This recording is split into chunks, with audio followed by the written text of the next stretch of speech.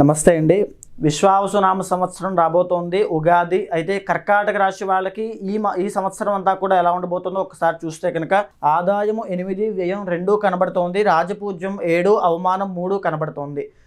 ఈ ఒక్క సంవత్సరంలో గ్రహ సంచారాన్ని గమనిస్తే కనుక మీకు మొదట్లో గురుబలం ఉండడం చేత మార్చి 30వ తారీఖు దగ్గర నుంచి మే 15వ తారీఖు దాకా అద్భుతంగా ఉండేటువంటి అవకాశాలు ఉంటాయి. పెండింగ్ పనులు ఏమున్నా అన్నీ అయిపోయే అవకాశాలు ఉంటుంది. శుభకార్యాలు జరగడము, మంచి విషయాలకి డబ్బు ఖర్చు అవ్వడము, రాబడి పెరగడం, ఇన్కమ్ అనేది పెరగడం లాంటివి మార్చ్, ఏప్రిల్, మే నెలలో చాలా బాగా చూస్తారు. ఆ తర్వాత మే 15వ తారీఖు తర్వాత కర్కాటక యొక్క మిథునంలోకి గురుడు వచ్చిన తర్వాత 12వ స్థానంలోకి వచ్చిన తర్వాత గురుబలం తగ్గడం వల్ల ఫ్లో ఆఫ్ ఇన్కమ్ అనేది తగ్గడము, ఎక్స్పెండిచర్ చాలా పెరగడము, విపరీతమైన ఖర్చు, రూపాయి కూడా డబ్బులు నిలబడట్లేదనేటువంటి బాధతో ఇబ్బంది పడతారు. సో ఎక్స్పెండిచర్ విషయంలో చాలా జాగ్రత్త. అయితే అష్టమ శని కాస్త వెళ్ళిపోయి భాగ్యంలోకి శని రాబోతోంది. ఈయన మంచి చేయనప్పటికీ కూడా అంత దోషప్రదమేమీ కాదు. అష్టమంలోకి రాహు మే 18వ తారీఖు తర్వాత రాబోతున్నాడు కాబట్టి అత్యాశకు వెళ్ళొద్దు.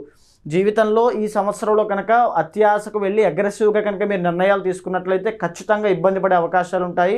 ఈ సంవత్సరంలో మిశ్రమ ఫలితాలు కనిపిస్తున్నాయి కాబట్టి మీ ఇంటర్నల్ జాతకం చూసుకోండి. అన్నీ యోగించినట్లయితే అద్భుతంగా ఉంటుంది. లేకపోతే గురుబలం తగ్గుతోంది కాబట్టి శివుడికి మహాలింగార్చన చేసి శివ ఆరాధన ఎక్కువగా చేయడం వల్ల మంచి ఫలితాలు ఉంటాయి.